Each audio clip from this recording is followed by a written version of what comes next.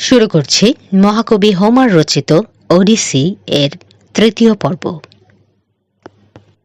9। ইথাকার মাটি দেখে ওডিসিউসের মনে আনন্দের সীমা পরিসীমা রইল না। এই তার স্বদেশ, জন্মভূমি। আনত হয়ে ওডিসিউস স্বদেশের মাটি চুম্বন করলেন। এমন সময় দেবী অ্যাথেনি আবার বললেন, বৎস, তোমার সামনে এখনো অনেক বিপদ। এখন আমি যা বলছি তা মন দিয়ে শোনো। প্রথমে তোমার মূল্যবান উপহারগুলো ওই পরিত্যক্ত গুহায় নিরালা কোণে রেখে দাও। তারপরে আরও কি করতে হবে তা বলবো। এই বলে দেবী গুহার অন্ধকারে অদৃশ্য হলেন। উপহারগুলো গুহার মধ্যে রাখা হলে দেবী অ্যাথেনি একখণ্ড পাথর দিয়ে গুহার মুখটা বন্ধ করে দিলেন। এরপর অলিভ গাছের তলায় বসে দেবী অ্যাথেনি ওডিসিউসকে বললেন, ওডিসিউস, তুমি কৌশলী লোক। যে একদল বদমাইশ তোমার প্রাসাদে যথেচ্ছ অত্যাচার করছে আর তোমার পুত্রকে হত্যা করার সুযোগ খুঁজছে, তাদের সাথে তুমি কি করে যুঝবে? ওডিসিউস বললেন, হে দেবী, আপনাকে আমি অনুরোধ করছি, আপনি আমাকে এই বিপদ থেকে উদ্ধারের পথ বাতলে দিন। আপনি যদি আমার পাশে থাকেন তাহলে আমি দুনিয়ার কাউকে ভয় করি না। দেবী অ্যাথেনি বললেন, অবশ্যই আমি তোমার সহায় হব। তুমি যে আমার বড় প্রিয় ভক্ত। দেখো, আমি তোমাকে এমন ভাবে বদলিয়ে ফেলবো যে তোমাকে কেউ চিনতেও পারবে না। তোমার মসৃণ চামড়া শুকিয়ে যাবে, তোমার মাথায় চুলও থাকবে না। এমন জীর্ণ কাপড় আমি তোমাকে পরাবো যে লোকে ঘৃণায় পিছিয়ে যাবে, আর তোমার চোখের জ্যোতি হবে ম্লান। তোমার স্ত্রী বা তোমার ছেলে টেলিমেকাস কেউ তোমাকে চিনবে না। সবাই তোমাকে একটা বাউন্ডুলে ভিখারি বলে জানবে। এখন তোমাকে প্রথমেই দেখা করতে হবে তোমার কর্মচারী শূকর পালকের সাথে। সে যখন শূকর চড়াতে যাবে, তুমি তার সঙ্গে আলাপ জমিয়ে তার কাছ থেকে বাড়ির সব খবর জেনে নেবে। ও তার আস্তানায় আশ্রয় নেবে। এদিকে আমি টেলিমেকাসকে ইথাকায় ফিরিয়ে আনতে স্পার্টায় যাব। সেখানে সে তোমার খবরাখবর নিতে, বিশেষ করে তুমি আদৌ বেঁচে আছো কিনা তা জানতে চেয়েছে। এই বলে দেবী অ্যাথেনি তার লাঠি দিয়ে ওডিসিউসকে আঘাত করলেন।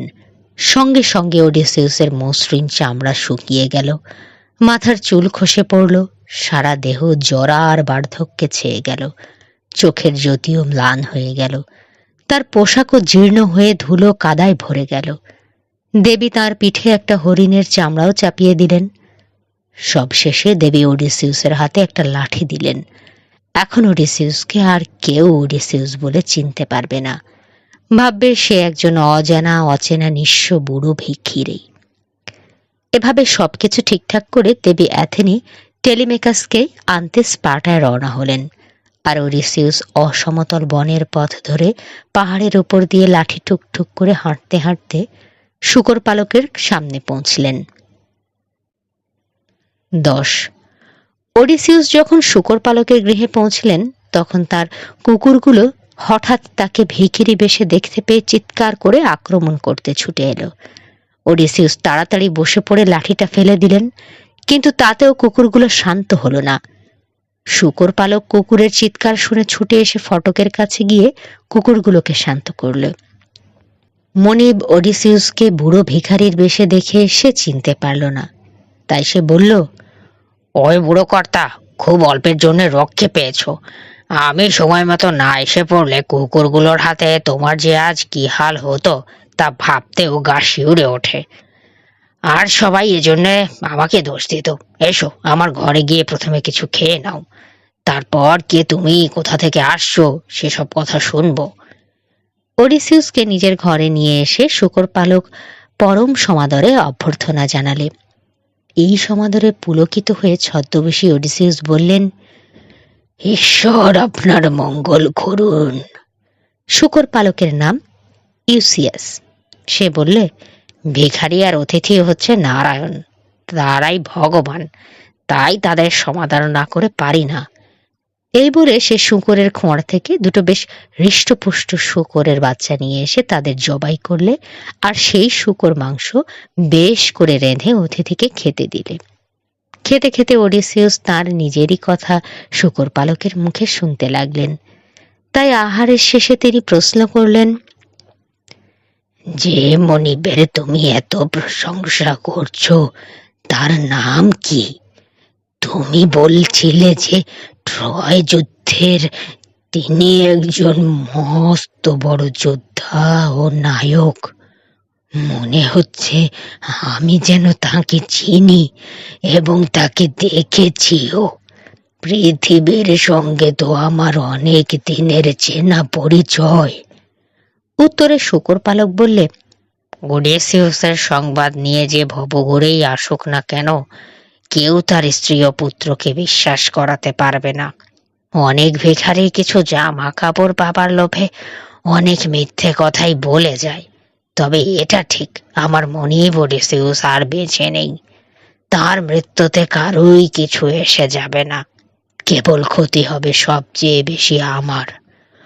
অমন দয়ালু মনিব আমি যেখানেই যাই না কেন পাবো না। তিনি যেখানেই থাকুন না কেন আমি এখনো তাকেই আমার মনিব বলে মানি। উত্তরে ওডিসিউস বললেন, বন্ধুবর, আপনি যখন বিশ্বাস করতে চাইছেন না, তখন আমাকে বাধ্য হয়েই শপথ করতে হচ্ছে যে ওডিসিউস এবার সত্য সত্যই ফিরে আসছেন। যতক্ষণ না তিনি এখানে আসছেন ততক্ষণ আমি কোনো পুরস্কারই নেব না। ঈশ্বরের নামে আমি শপথ করছি যে এই বছরেই ওডিসিউস ইথাকায় ফিরে আসবেন, আর যারা তাঁর স্ত্রী পুত্রের উপরে অত্যাচার করছে তাদের চরম শাস্তি দেবেন। এ কথা আর কি উত্তর দেবে শূকর পালক ইউসিয়াস? দীর্ঘশ্বাস ছেড়ে সে শুধু বললে, তাহলে এই পুরস্কার তোমাকে আর কোনো দিন নিতে হবে না। ওডেসিউস কোনো দিনই আর তার নিজের বাড়িতে ফিরে আসবেন না। কিন্তু যাক সে কথা, এখন আমরা অন্য কথা বলি। আমাকে আর আমার মর্মবেদনার কথা স্মরণ করিয়ে দেবেন না, কারণ আমার মনিব রাজার কথা মনে করিয়ে দিলে আমার বুকের ভেতরটা খাঁ খাঁ করে ওঠে।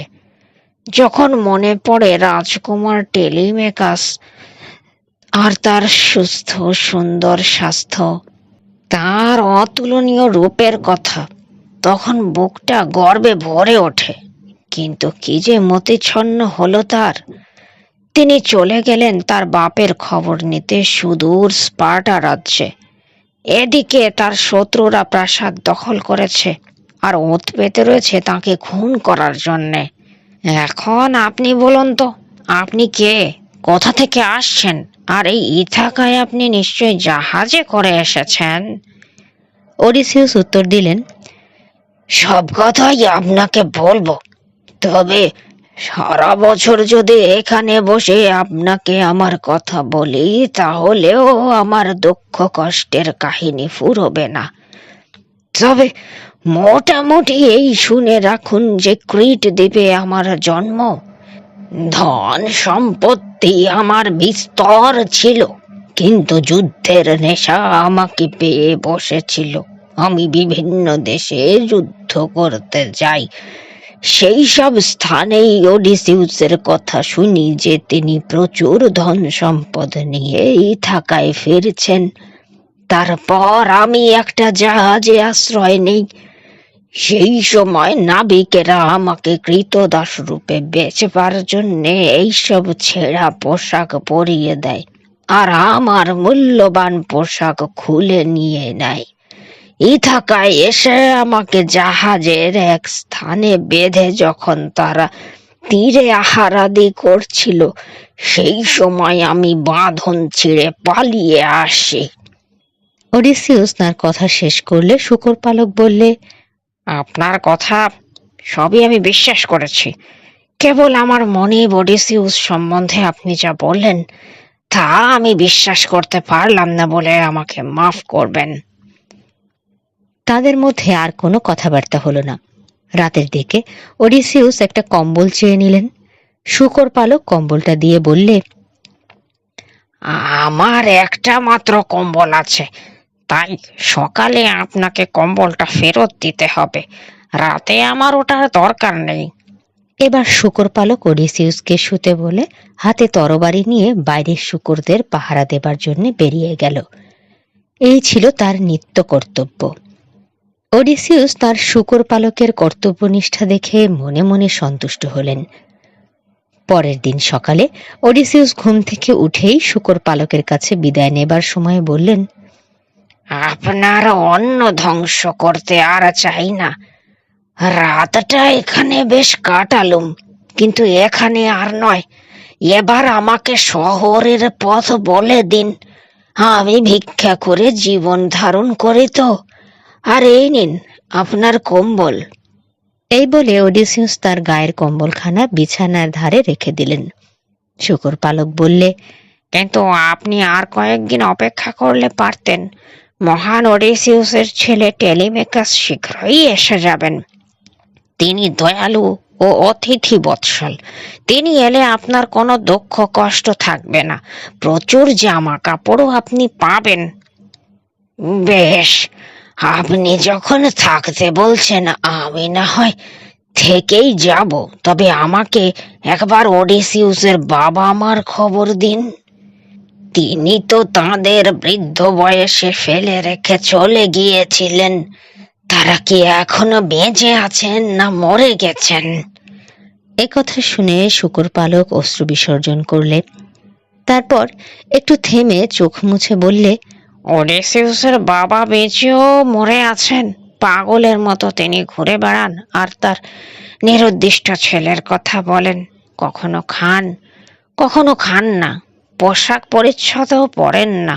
শীতের দিনেও গায়ে এক টুকরো ছেঁড়া পোশাক পরে ঘুরে বেড়ান।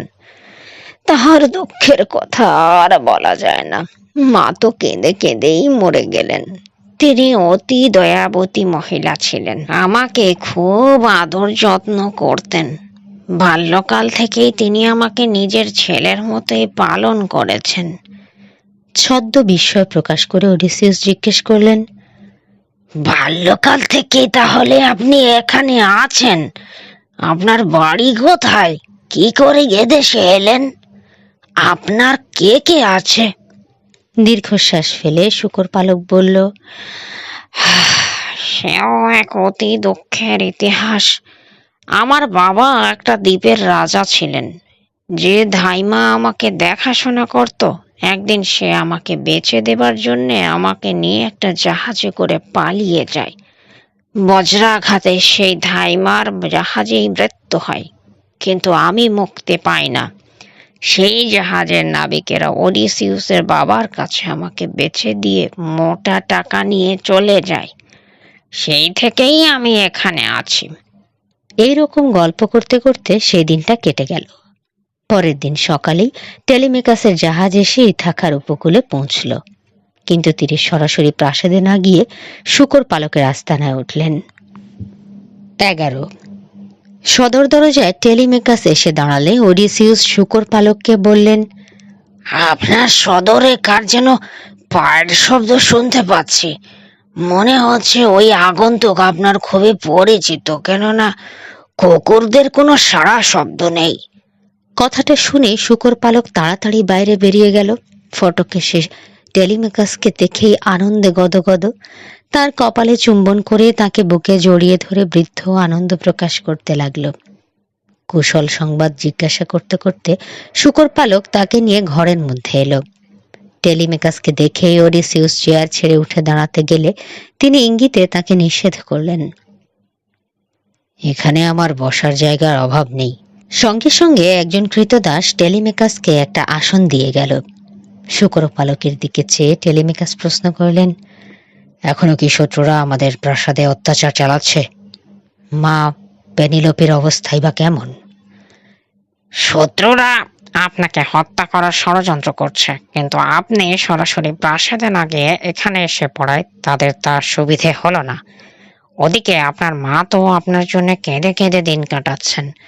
যাই, আপনার মাকে আপনার আসার সংবাদ দিয়ে আসি গে।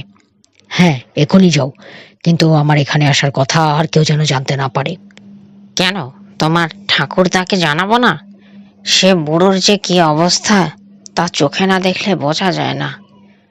টেলিমেকাস নিষেধ করে বললেন, না না, ও কাজ করো না, তাহলে জানাজানি হয়ে যাবে। তুমি শুধু মাকেই খবরটা দিয়ে এসো। আচ্ছা, এই অতিথিটিকে, একে তো চিনি না। উনি ক্রেট দ্বীপের অধিবাসী বলে নিজের পরিচয় দিয়েছেন। জাহাজডুবি হওয়াতে ওকে বহু দেশ ঘুরে এখানে এসে আশ্রয় নিতে হয়েছে। উনি এখন আপনার দয়ার মুখ চেয়ে আছেন। টেলিমেকাসের মুখে একটা অসহায় ভাব ফুটে উঠল। তিনি বললেন, কথা বলে এখন আর আমাকে লজ্জা দিও না কাকা। আমার এখনকার অবস্থা তো জানোই। নিজের প্রাসাদ আজ শত্রুদের কবলে, আর মাও প্রায় বন্দিনী।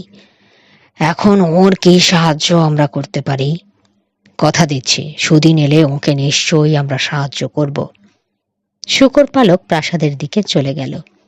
এই সময় দেবী অ্যাথেনি দরজার পাশে এসে এমনভাবে দাঁড়ালেন যেন তাকে ওডিসিউস ছাড়া আর কেউ দেখতে পেলে না। তিনি ওডিসিউসকে ইশারা করে বাইরে আসতে বললেন। বাইরে দেয়ালের কাছে উভয়ের দেখা হলো।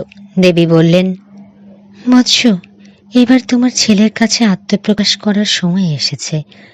তাকে তোমার সঠিক পরিচয় দাও, আর তোমার শত্রুদের ধ্বংস করার উপায় ঠিক করো। অবশ্য আমি তোমার সাথে সাথে আছি, ভয় নেই। কথা বলতে বলতে দেবী অ্যাথেনি তার লাঠি দিয়ে ওডিসিউসকে মৃদু আঘাত করলেন। সঙ্গে সঙ্গে আবার তার চেহারা বদলে গেল। তার দেহে ফিরে এলো যৌবনের শক্তি। তোবড়ানো গাল আবার পুড়ে গেল, আর দাড়িও কালো হয়ে গেল। কোথায় গেল তার বুড়ো চেহারা? এভাবে ওডিসিউসের যৌবন ফিরিয়ে দিয়ে দেবী অদৃশ্য হলেন। ওডিসিউস ফিরে এলেন শূকর পালকের কুটিরে। তার দিকে চেয়ে টেলিমেকাস অবাক হয়ে গেলেন। তার মনে ভয় এলো, আর সাথে সাথে ভক্তি এলো। ভাবলেন কোনো দেবতা তাকে ছলনা করতে এসেছেন। তাই ভক্তি মেশানো সুরে তিনি বলে উঠলেন, আপনি কে? আপনি তো আমাদের মতো সাধারণ মানুষ নন। নিশ্চয়ই আপনি কোনো দেবতা। আমাকে ছলনা করতে এসেছেন। আপনার আগের সেই চেহারা নেই। আপনার রঙও বদলে গেছে। আপনার পোশাক রাজার মতো। আপনার আমি পুজো দেব, গ্রহণ করুন। ধীর গলায় ওডিসিউস উত্তর দিলেন, কেন তুমি আমাকে দেবতা বলে ভাবছো? বিশ্বাস করো, আমি কোনো দেবতা নই। আমি তোমার সেই নিরুদ্দিষ্ট হতভাগ্য পিতা ওডিসিউস, যে পিতা তোমাদের এত দুঃখের কারণ। এই বলে তিনি পুত্রকে চুম্বন করলেন। তার চোখ থেকে কয়েক ফোঁটা জল গড়িয়ে পড়ল। এত দুঃখ কষ্টের নায়ক ওডিসিউস আর নিজেকে সামলাতে পারলেন না। টেলিমেকাস কিছুতেই বিশ্বাস করতে পারছিলেন না যে আগন্তুক তার বাবা। তাই তিনি বললেন, না, আপনি আমার বাবা নন। আপনি ওডিসিউস নন। আপনি দেবতা। আমাকে ছলনা করতে মর্তধামে নেমে এসেছেন। কেন তুমি বিশ্বাস করতে পারছো না টেলিমেকাস? নিশ্চিত যেন 19 বৎসর ধরে দুর্ভাগ্যের বোঝা বয়ে আমি তোমার বাবা আজ সত্যিই ফিরে এসেছি। আর আমার চেহারা বদলের কথা বলছো? এসব দেবী অ্যাথেনির কৃপায় হয়েছে। তুমি কি জানো না, আমি তার পরম ভক্ত। তিনিই আমাকে বিপদে আপদে বাঁচিয়েছেন।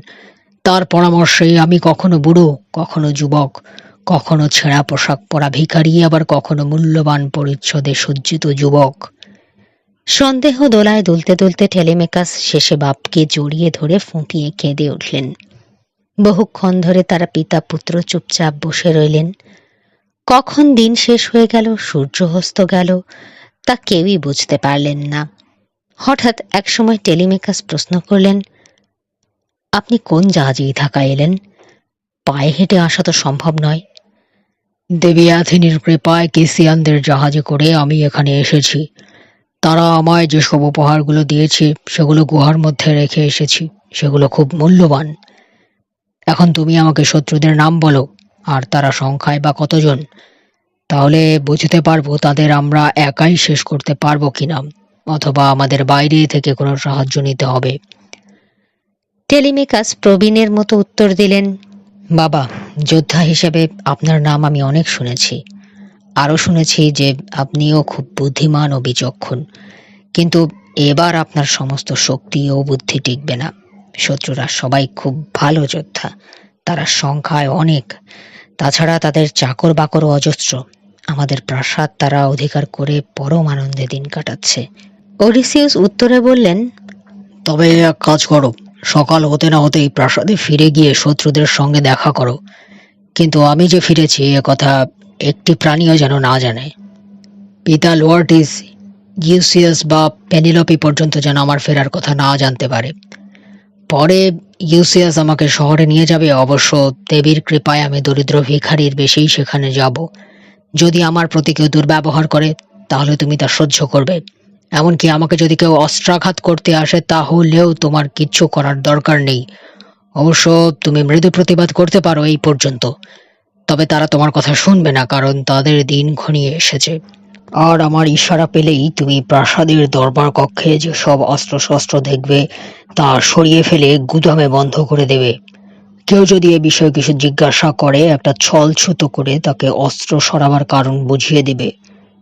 দেখো যেন এতে ভুল না হয়, তবে আমাদের দুজনের জন্য কিছু অস্ত্রশস্ত্র আলাদা করে সরিয়ে হাতের কাছে লুকিয়ে রেখে দিও, যাতে সময় মতো আমরা সেগুলো পেতে পারি।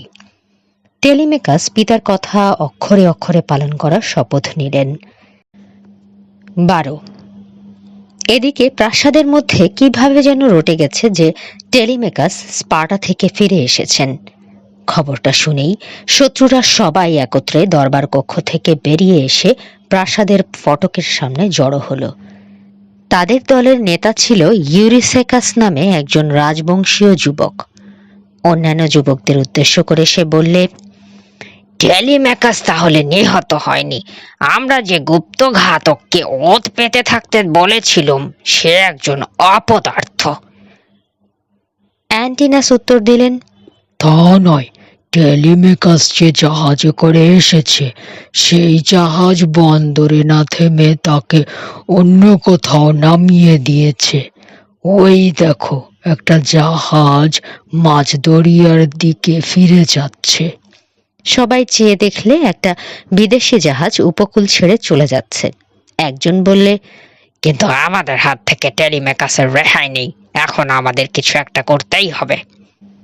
অ্যাস্কিনোমাস নামে একজন বীর শয়তান যুবক বললে, বন্ধুগণ, আমি এখনই টেলিমেকাসকে বধ করতে চাই না।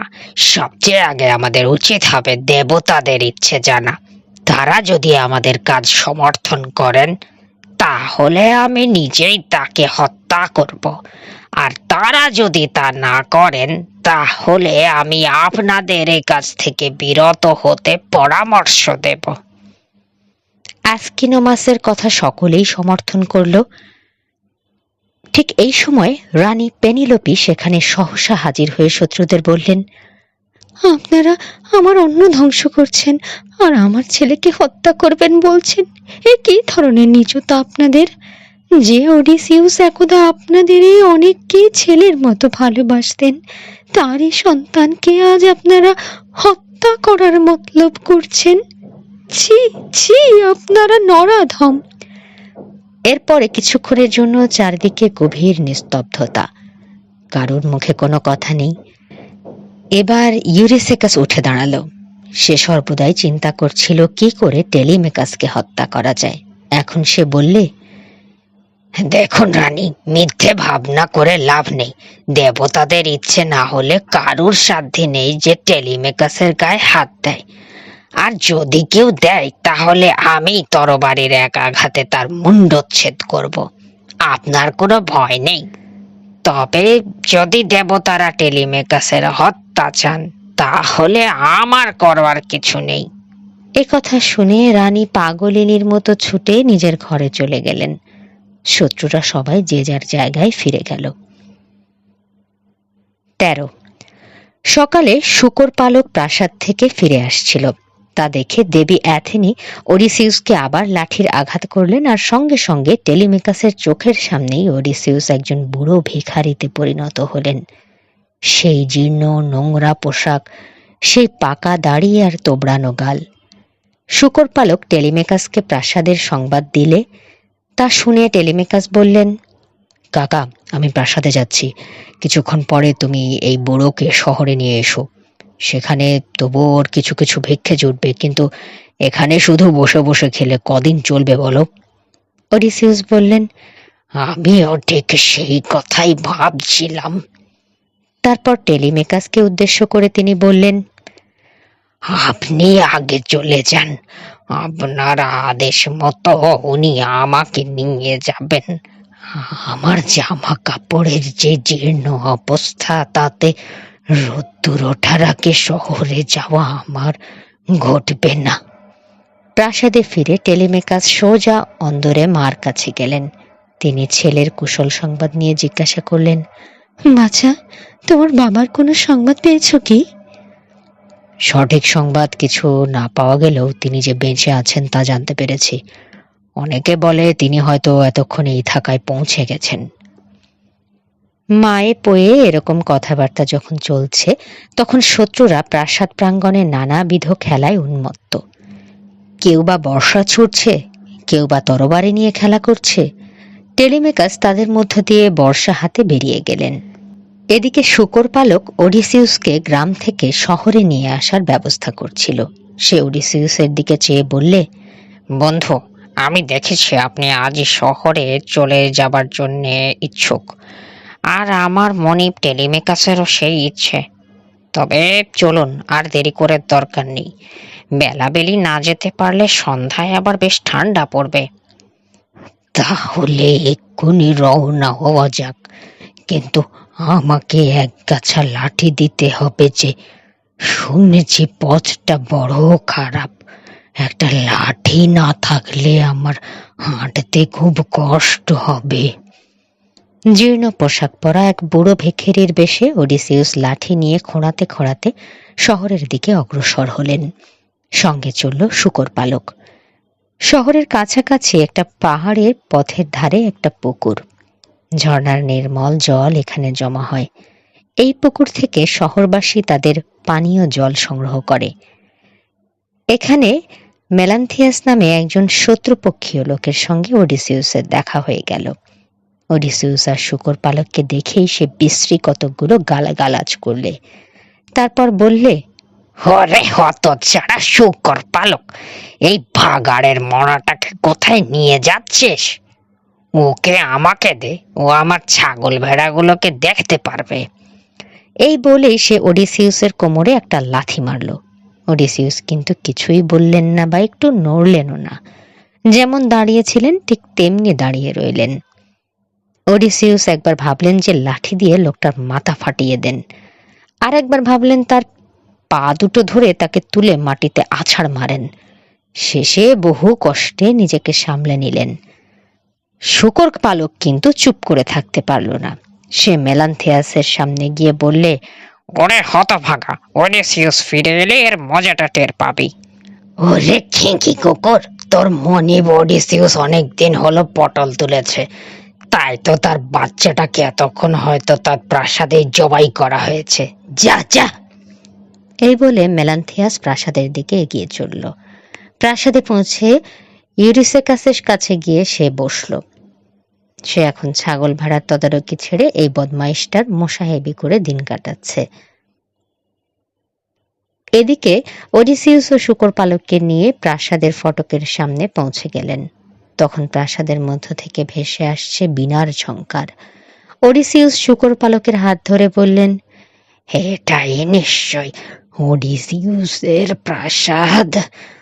অট্টালিকার পর অট্টালিকা সারিবদ্ধ হয়ে চলে গিয়েছে, আর প্রাঙ্গণ বেষ্টিত দেয়াল দেখলে মনে হয় যেন দুর্গের দেয়াল। আর মনে হচ্ছে বহু লোক খেতে বসেছে। আমি নানা রকম খাবারের গন্ধ পাচ্ছি।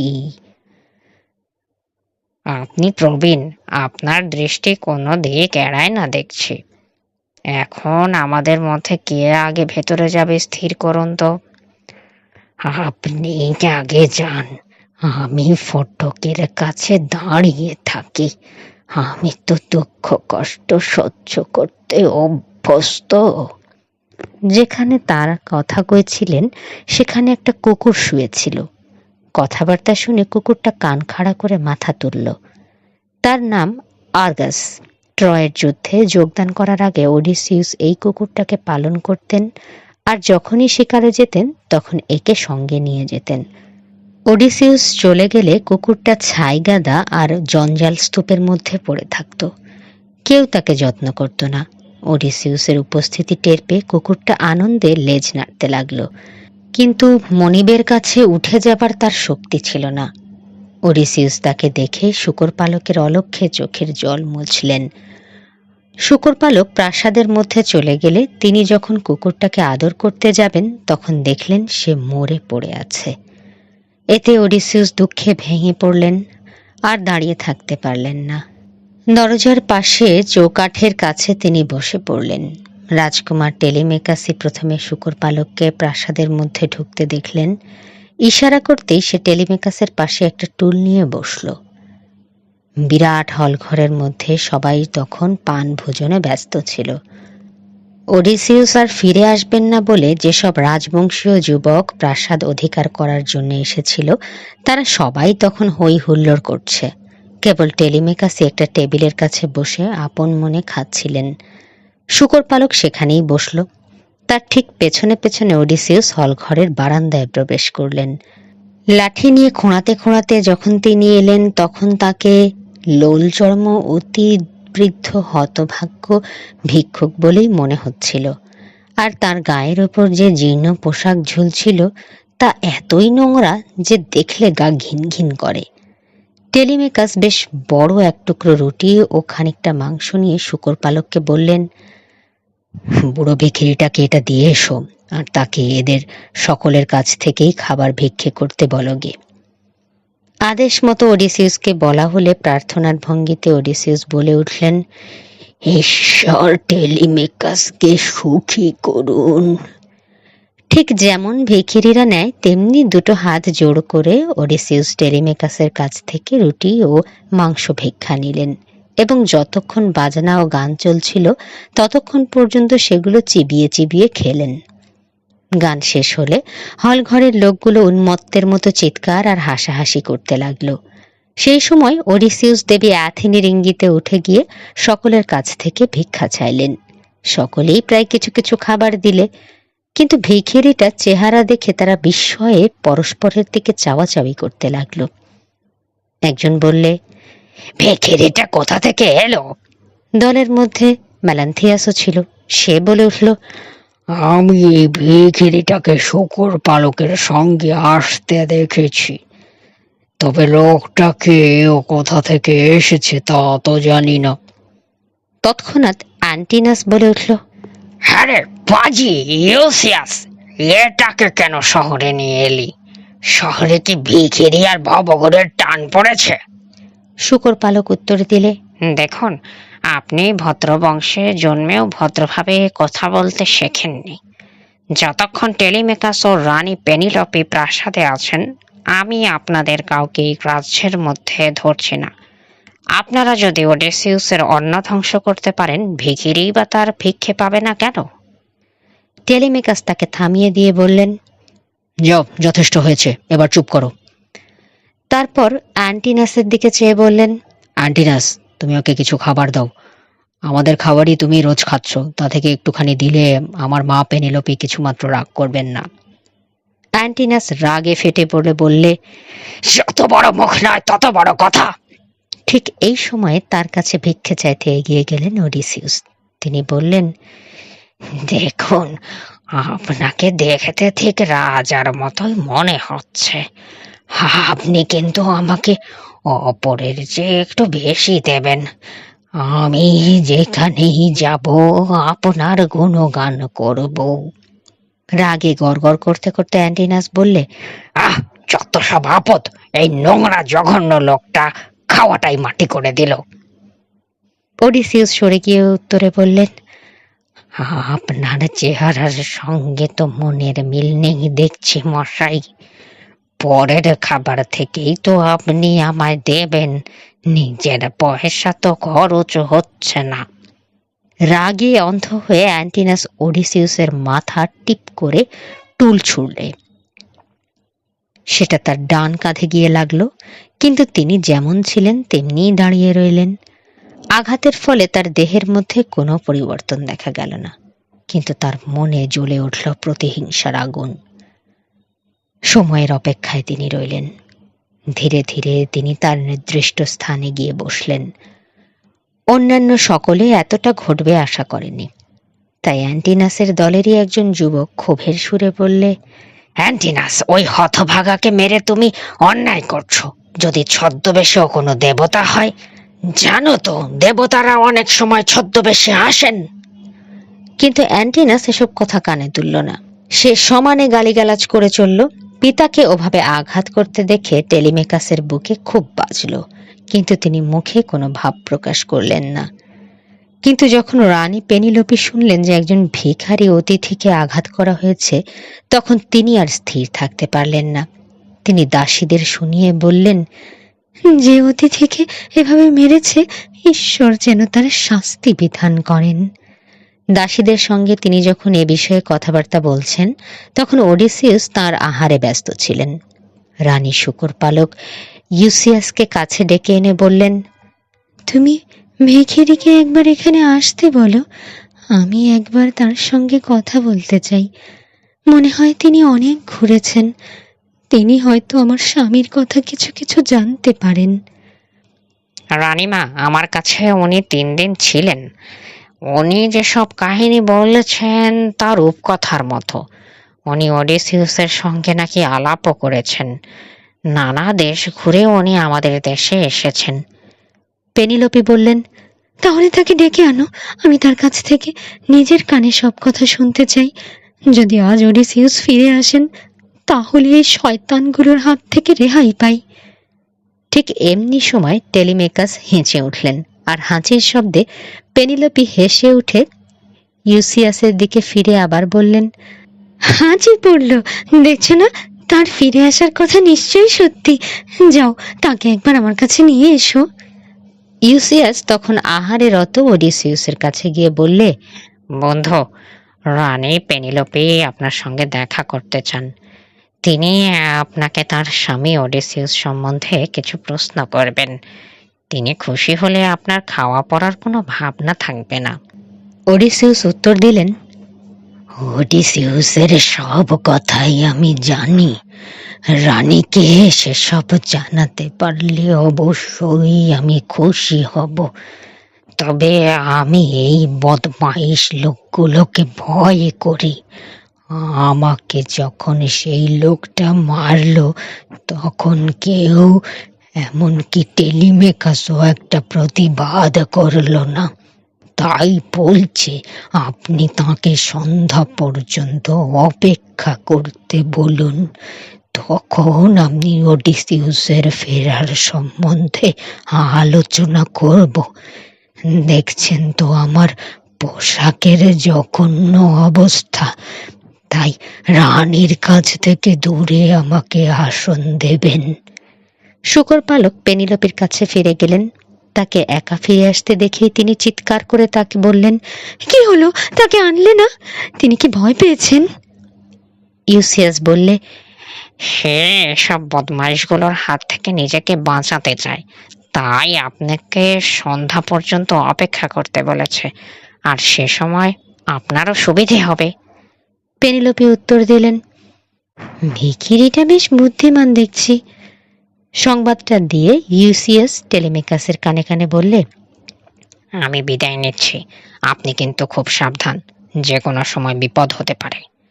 টেলিমেকাস বললেন, ঠিক আছে কাকা, কাল সকালে আবার আসবেন। শূকরপালক বিদায় নিলে। তখন ভোজন কক্ষে গান বাজনা শুরু হয়ে গেছে। ঠিক এই সময় আরেকজন ভিখারিও এসে হাজির হলো। এই ভিখারি কিন্তু ইথাকাবাসীর অতি পরিচিত।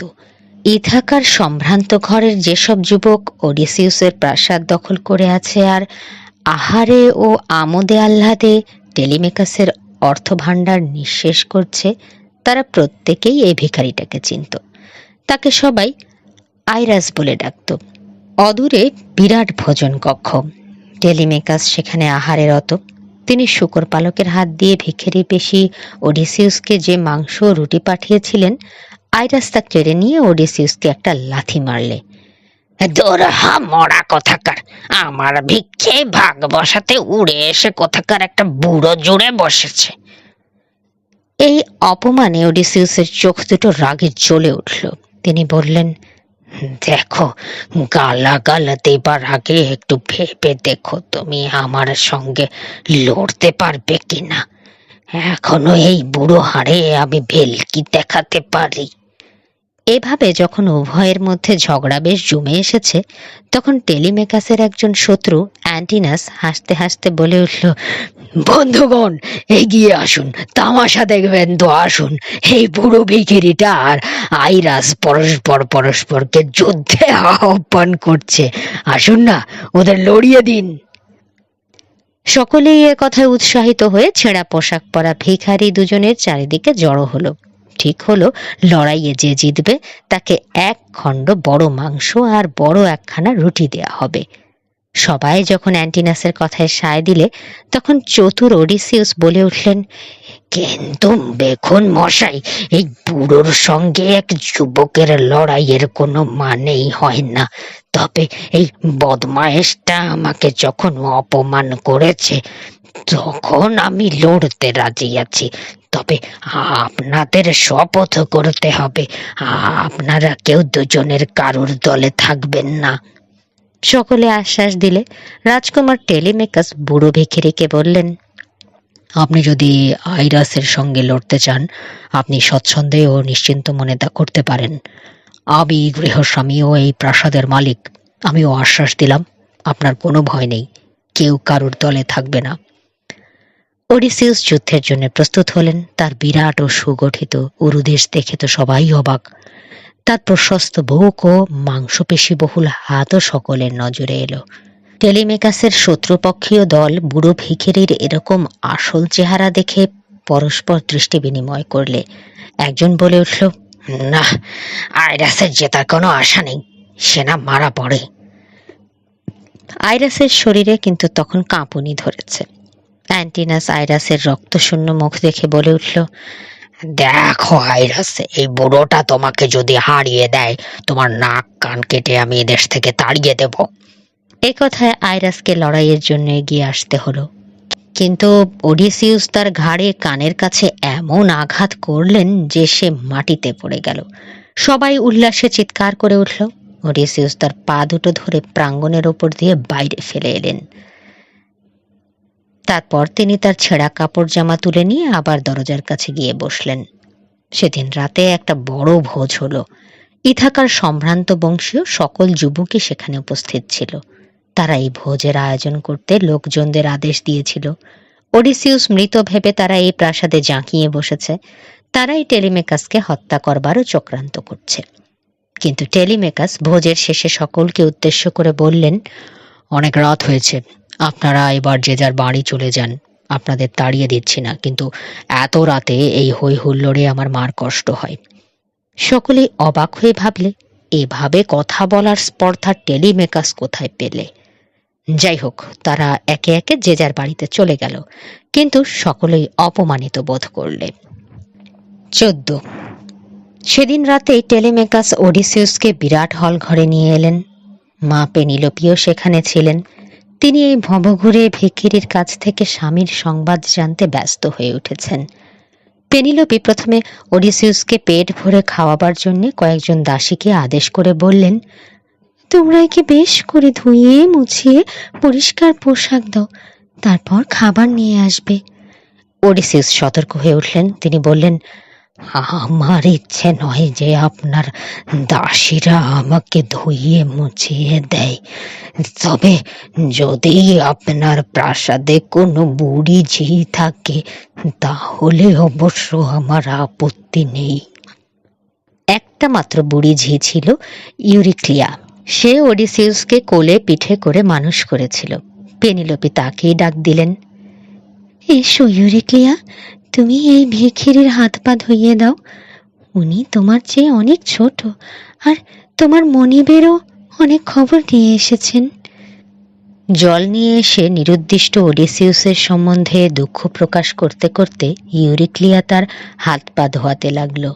সে সময় ওডিসিউস অন্যদিকে মুখ করে মুখটা ঢেকে রেখেছিলেন। পেনিলোপিও আনমনা হয়ে অন্যদিকে মুখ ফিরিয়েছিলেন।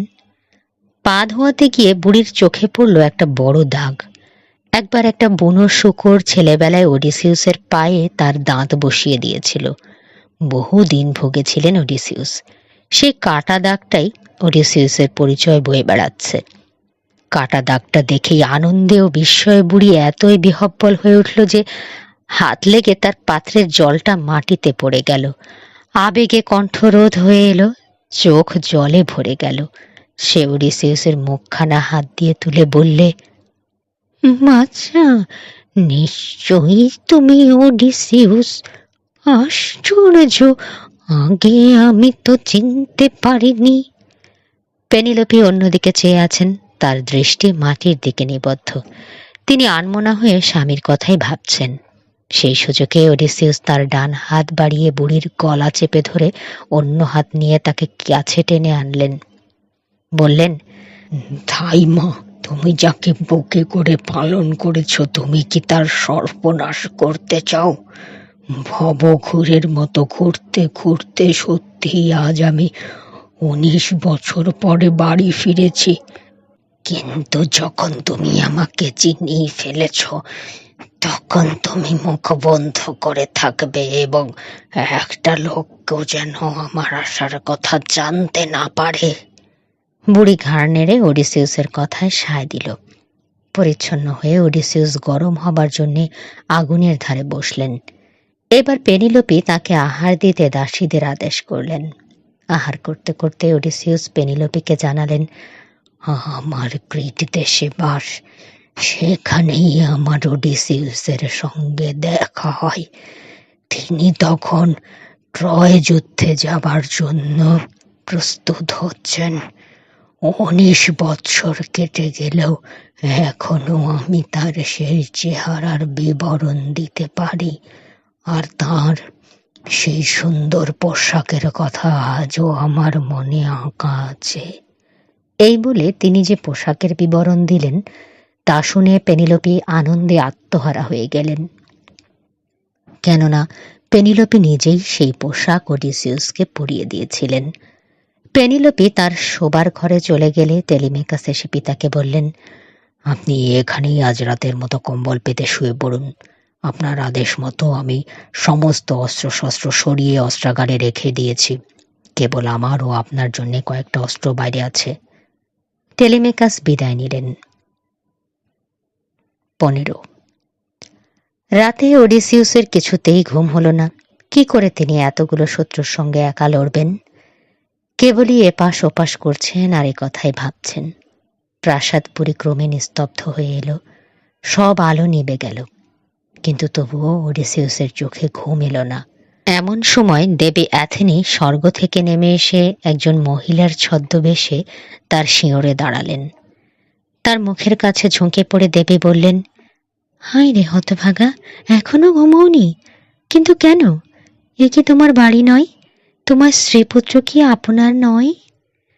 বিচক্ষণ ওডিসিউস উত্তর দিলেন, দেবী, আপনি যা বলছেন তা সত্যি, তবুও আমার মন শান্ত হচ্ছে না। কেমন করে আমি অতগুলো বদমাইশের সঙ্গে যুদ্ধ করব? আমি যে একা। কোনো ভয় নেই তোমার, আমি তো তোমাকে অভয় দিয়েছি। নাও, এখন ঘুমাও। সকালের আলো দেখা দিতে না দিতেই তার ছেঁড়া পোশাক গুছিয়ে নিয়ে ওডিসিউস দেবরাজ জিউসের উদ্দেশ্যে প্রার্থনা করলেন। তারপর বললেন, হে দেবরাজ, যখন আপনার দয়ায় আমি ইথাকায় পৌঁছেছি, তখন আমাকে এমন কোনো সংকেত দিন যাতে আমি বুঝি আমার ভাগ্য সুপ্রসন্ন।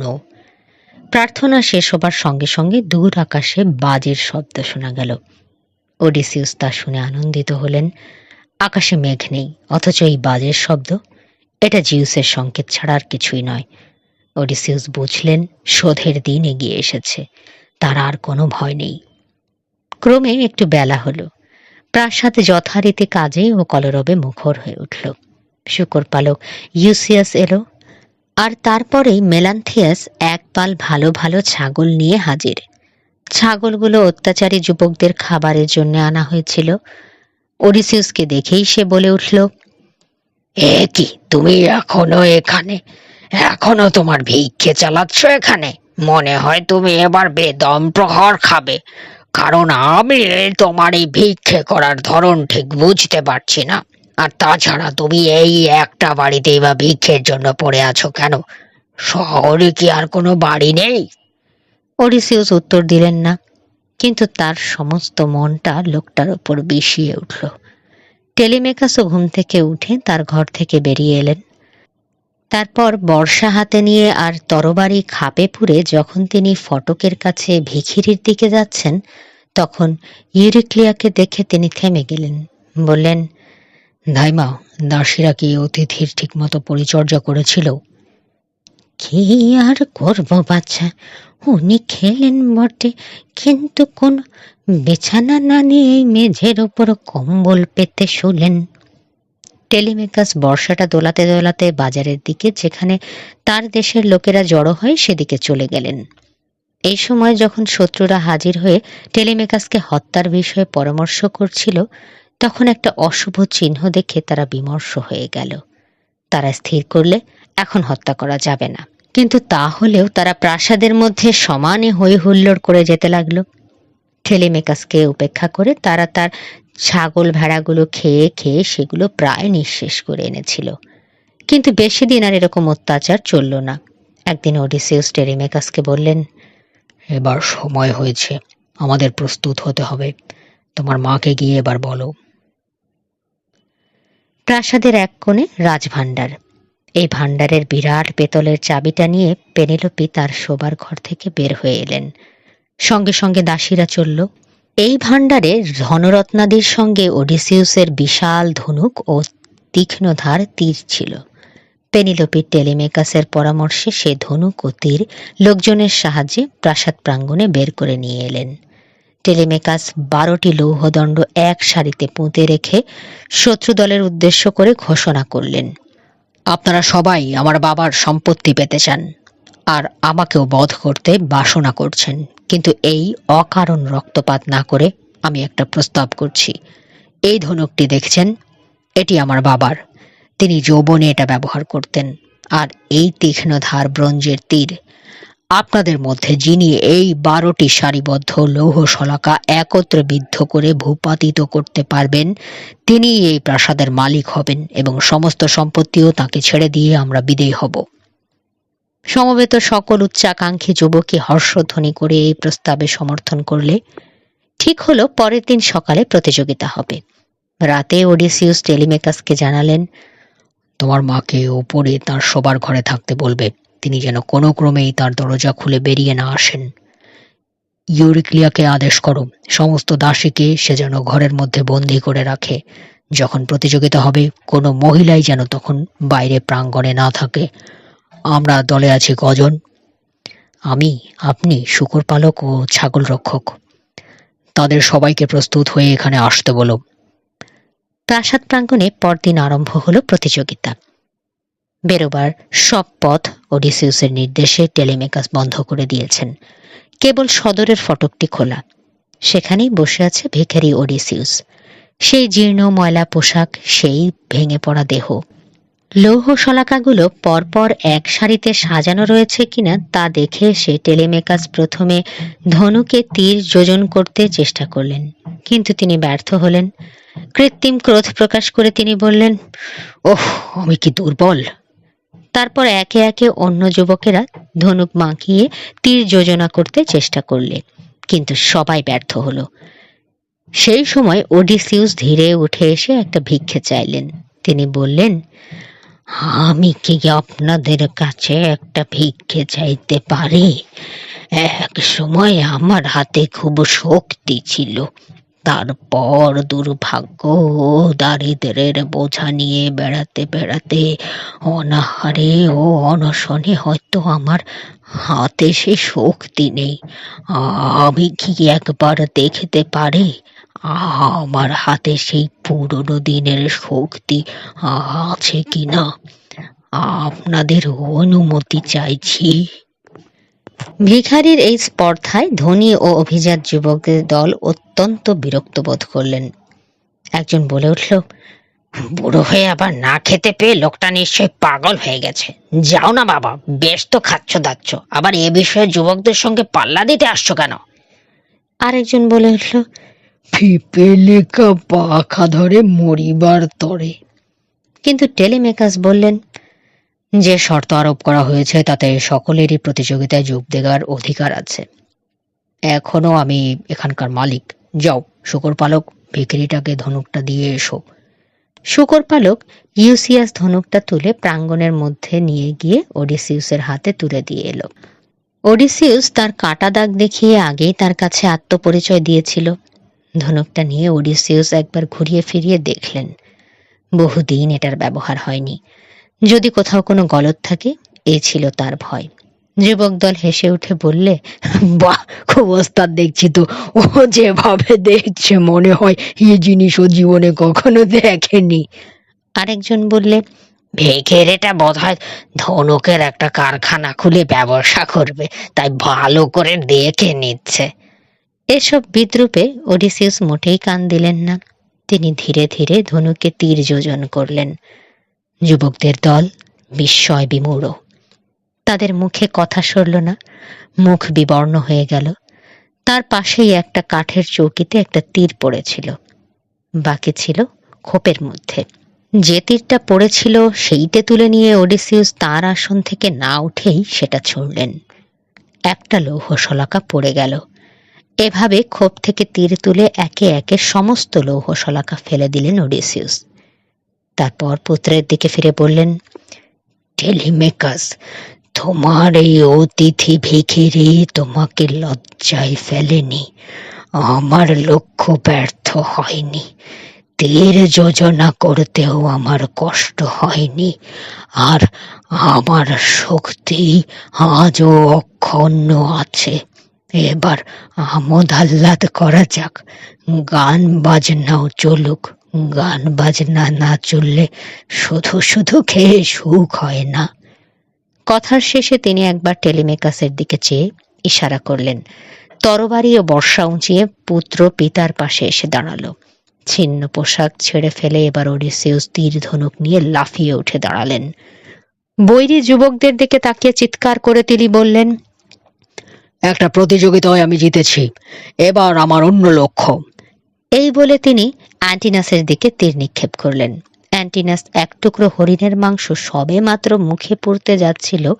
ভোজ আর সঙ্গীতের মধ্যে কেই বা রক্তপাতের কথা ভাবতে পারে, কিন্তু খাওয়া আর তার হলো না। ওডিসিউসের তীর এসে তার গলায় বিঁধল। তার হাতের মাংস হাতেই রইল, কাত হয়ে সে পড়ে গেল। তাজা রক্ত ফিনকি দিয়ে বেরিয়ে এলো। অ্যান্টিনাসকে মরে যেতে দেখে অন্যান্য যুবক ক্রোধে উন্মত্ত হয়ে চেয়ার ছেড়ে উঠে পাগলের মতো অস্ত্রের খোঁজে ঘোরাঘুরি করতে লাগলো। কিন্তু একটা ঢাল বা বর্ষা কিছুই তারা পেল না। চিৎকার করতে করতে তারা বললে, ওরে ভিখিরি, তোর মরণ ঘনিয়ে এসেছে। এই থাকার সবচেয়ে বড় বংশের ছেলেকে তুই হত্যা করেছিস। তোর মাংস শকুনিরা খাবে। তারা সবাই ভেবেছিল যে ওডিসিউসের তীর দৈবাত অ্যান্টিনাসের গলায় গেঁথে গেছে। তারা জানতো না যে তাদের ভাগ্যেও মৃত্যু আসন্ন। ঘৃণায় ভ্রুকুটি করে ওডিসিউস চিৎকার করলেন, ওরে সব খেঁকি কুকুর, তোরা হয়তো ভাবিসনি যে আমি আবার ট্রয় থেকে ফিরে আসব। তোরা যে এভাবে অত্যাচার চালাচ্ছিস, তোদের কি ঈশ্বরের ভয় নেই? সকলের মুখ রক্তশূন্য। ওডিসিউস আবার বললেন, আমার সঙ্গে যুদ্ধ কর আর নাই কর, তোদের পাপের প্রায়শ্চিত্ত আজ তোদের করতেই হবে। এ থেকে কারোর রেহাই নেই। এ কথা শুনে সকলের বুক কেঁপে উঠল, তাদের পা কাঁপতে লাগলো। তখন একজন শয়তান যুবক বলে উঠল, তোমরা সবাই দাঁড়িয়ে থেকে বিনা যুদ্ধে কেন প্রাণ বিসর্জন দিচ্ছ? এসো, তরবারি বের করে আমরা সবাই যুদ্ধ করি। একবার তাকে দরজার বাইরে পাঠিয়ে দিলেই লোকে চারদিক থেকে ওকে ধরে ফেলবে, আর তীরগুলো তো একসময় শেষ হবে। এই বলেই শয়তানটা তার তরবারি নিয়ে হুঙ্কার ছেড়ে লাফ মারলে, কিন্তু তরবারি নিয়ে এগিয়ে আসার আগেই ওডিসিউসের তীরে সে নিহত হলো। একটা তীব্র আর্তনাদ করে রক্তমাখা দেহ নিয়ে সে মাটিতে পড়ে গেল। ইতিমধ্যে ওডিসিউস টেলিমেকাসকে অস্ত্রাগার থেকে অস্ত্র আনতে পাঠালেন। ঢাল, বর্ষা আর কুঠার নিয়ে তিনি যখন সেগুলো ওডিসিউসের কাছে রাখছিলেন, তখন একদল শত্রু তা দেখতে পেয়ে উন্মুক্ত অস্ত্রাগারের দিকে অগ্রসর হলো। কিন্তু ওডিসিউসের প্রখর দৃষ্টি কিছুই এড়ালো না। তিনি শূকর পালক আর ছাগল রক্ষককে সঙ্গে সঙ্গে ডেকে পাঠিয়ে তাদের কানে কানে কি একটা উপদেশ দিলেন। তারা তৎক্ষণাৎ অস্ত্রাগারের মধ্যে ঢুকে দেখলে একজন লোক কয়েকটা তরবারি নিচ্ছে। ওরা দুজনে ঢুকেই দড়ি দিয়ে তাকে পিছমোড়া করে বাঁধলে। তারপর তার দেহে একটা মোটা দড়ি জড়িয়ে একটা থামের ওপর দিকে ছাদের কাছে বেঁধে রেখে এলে। তারপর অস্ত্রাগার তালাবদ্ধ করে ওডিসিউসের সামনে এসে দাঁড়ালো। এসে দেখলে প্রায় সব শয়তানই নিহত। প্রাসাদ প্রাঙ্গণে রক্তের নদী বইছে। এদিকে ওডিসিউসের তীর নিঃশেষ হয়ে এসেছে। তা দেখে একজন শয়তান বললে, ওডিসিউসের হাতে আর তীর নেই, আমরা এখন মাত্র 6 জন আছি। এসো আমরা একসঙ্গে বর্ষা নিক্ষেপ করি।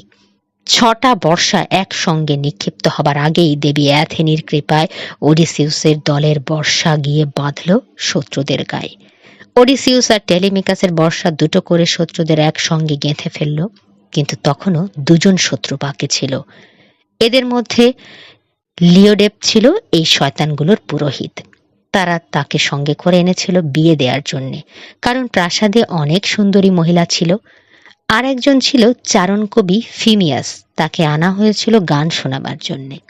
তার হাতের বিনা হাতেই রইল, আর গান গাইবার অবসর মেলেনি। এরা দুজনে সোজা চলে এসে ওডিসিউসের পায়ের ওপর পড়ে কাঁদতে লাগলো। বললে, প্রভু, আমরা নিজেদের ইচ্ছা এখানে আসেনি, আমাদের জোর করে ওরা ধরে এনেছিল। টেলিমেকাস তাদের কথায় সমর্থন করলেন। ওডিসিউস মৃদু হেসে বললেন, মৃত্যুর মুখ থেকে তোরা শুধু বেঁচে গেলি আমার ছেলের জন্যে। যা, প্রাসাদ ছেড়ে এক্ষুনি পালা। ওডিসিউস এবার একবার প্রাসাদের চারদিকে তাকালেন। লাশের উপর লাশ স্তূপাকারে পড়ে আছে। রক্ত আর ধুলোয় সেগুলো গড়াগড়ি যাচ্ছে। ওডিসিউস বললেন, টেলিমেকাস, ধাইমা ইউরিক্লিয়ারকে এবার পাঠিয়ে দাও, তাকে আমার কিছু বলার আছে। ধাইমাকে একথা জানানো হলে সে টেলিমেকাসের পিছু পিছু এসে ওডিসিউসের কাছে দাঁড়ালে। ওডিসিউস তখন মৃতদেহের স্তূপের মধ্যে দাঁড়িয়ে। তার সর্বাঙ্গে রক্ত জমাট বেঁধে গেছে। চারদিকের এই দৃশ্য দেখে ইউরিক্লিয়া একটা উল্লাস ধ্বনি করতে যাচ্ছিল। এমন সময় ওডিসিউস তাকে এক ধমক দিয়ে বললেন, এটা উল্লাসের সময় নয় ধাইমা, মৃতদের জন্য উল্লাস করা গভীর পাপের কাজ। ঈশ্বরের হাতে তাদের শাস্তি হয়েছে। আমায় বলো, এখন আমার দাসীদের মধ্যে কজন সৎ আর কজন অসৎ? ধাইমা উত্তরে বললে, 50 জন দাসীদের মধ্যে 12 জন পেনিলোপি আর টেলিমেকাসকে মানত না। শয়তানদের নির্দেশে শয়তানি করে বেড়ানোই ছিল তাদের কাজ। ঠিক আছে, ওই 12 জনকে পাঠিয়ে দাও। কিছুক্ষণ পরে আর্তনাদ করতে করতে ওই 12 জন দাসী ওডিসিউসের কাছে এসে ক্ষমা প্রার্থনা করলে। ওডিসিউস তাদের কোনো কথাই শুনলেন না। তিনি টেলিমেকাসকে বললেন, এখনই তুমি শূকর পালক আর ছাগল রক্ষককে নিয়ে এই লাশগুলো সরিয়ে ফেলো। তারপর ওই দাসীগুলোকে টেবিল, চেয়ার, দেয়াল ও মেঝে থেকে সমস্ত রক্ত তুলে ফেলে পরিষ্কার করতে আদেশ করো। কয়েকজন দাসী জল আনলো, আর অন্য কয়েকজন স্পঞ্জ আর জল দিয়ে দেয়াল, মেঝে, টেবিল প্রভৃতি সমস্ত ধুয়ে পরিষ্কার করে ফেললে। কোথাও কোনো রক্তের চিহ্ন রইল না। যখন সমস্ত বাড়িটা পরিষ্কার পরিচ্ছন্ন হয়ে গেল, তখন ওডিসিউস টেলিমেকাসকে ওই 12 জন দাসীকে হত্যা করতে আদেশ করলেন। একটা মোটা কাছির মতো দড়ি দিয়ে টেলিমেকাস ও তার 2 জন কর্মচারী দাসীগুলোকে এমনভাবে ফাঁস দিয়ে থামের সঙ্গে বাঁধল যে তাদের পা মাটিতে ঠেকল না। ফাঁস তাদের প্রত্যেকের গলায় ছিল। তারপর একটা হ্যাঁচকাটানে তাদের একসঙ্গে মেরে ফেলা হলো। এভাবে সকল দুষ্কৃতিকারীদের শাস্তি দেয়া হলো। ওডিসিউস এবার তার প্রিয় ধাইমার দিকে ফিরে বললেন, কিছু গন্ধক নিয়ে এসো আর আগুন তৈরি করো। ওডিসিউস গন্ধক পুড়িয়ে প্রাসাদের অন্দরে ও বাহিরে ধোঁয়া দিলেন। বেশ খানিকক্ষণ গন্ধক পোড়ানো হলে প্রাসাদের সকল অংশই জীবাণু শূন্য হলো। তখন তিনি ধাইমাকে ডেকে বললেন, যাও, এবার পেনিলোপিকে খবর দাও গে। ওডিসিউস পোশাক পরিবর্তন করলেন। যখন ওডিসিউস বাগানে তার বাবা লেয়ার্টিসের সঙ্গে দেখা করতে গেলেন, তখন বৃদ্ধ গাছে জল দিচ্ছিলেন। বাবা, বলেই ওডিসিউস কাছে দাঁড়াতেই বৃদ্ধ তার ঘোলাটে চোখ দিয়ে বারবার ওডিসিউসের পা থেকে মাথা অবধি দেখতে লাগলেন। তারপর বলে উঠলেন, বাবা, কে তোমার বাবা? এই বলে মাটি থেকে কিছু ধুলো নিয়ে মাথায় দিলেন। প্রায় পাগলের মতো হয়ে গিয়েছিল তার ব্যবহার। বাবা, তুমি আমায় চিনতে পারলে না? এই দেখো। এই বলে ওডিসিউস পায়ের কাটা দাগ দেখাতেই বুড়ো পুরনো স্মৃতি মনে এলো এবং ওডিসিউসকে কাছে টেনে তার সে কি আকুল কান্না। এভাবে পিতা পুত্রের আবার নতুন করে চেনা পরিচয় হলো। কিন্তু ওডিসিউস পেনিলোপিকে অত সহজে বিশ্বাস করাতে পারলেন না। তিনি ওডিসিউসের কাছ থেকে দূরে আসন গ্রহণ করে খানিকটা মুখ ফিরিয়ে বললেন, আপনার কথা আমি সম্পূর্ণ বিশ্বাস করতে পারি না। আপনি যে কাটা দাগ দেখালেন তা তো অনেকেরই থাকতে পারে। তবে কিভাবে তোমাকে বিশ্বাস করাবো আমি তা বুঝতে পারছি না। এমন কোনো কথা আছে যা কেবল স্বামী স্ত্রী জানে আর কেউ জানে না? সেরকম কোনো কথা যদি আপনি বলতে পারেন তাহলে আপনাকে স্বামী বলে গ্রহণ করতে আমার আপত্তি হবে না।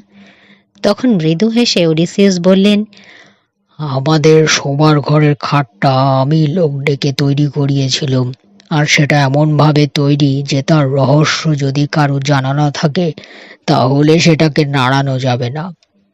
ওডিসিয়াসকে আর কিছুই বলতে হলো না। পেনিলোপি স্বামীর কাছে সরে তাকে আলিঙ্গন করলেন। আনন্দের অশ্রুধারা তার গাল বেয়ে পড়তে লাগলো। ওডিসিয়াসের চোখেও জল এলো। দীর্ঘ 19 বৎসর পরে এই তাদের প্রথম মিলন। সমস্ত দেশ জুড়ে আনন্দের স্রোত বয়ে গেল। আর এরই সাথে শেষ হলো ওডিসি। নতুন নতুন গল্প শুনতে সাথে থাকুন গল্প বাই ঘাসফড়িংয়ের। ধন্যবাদ।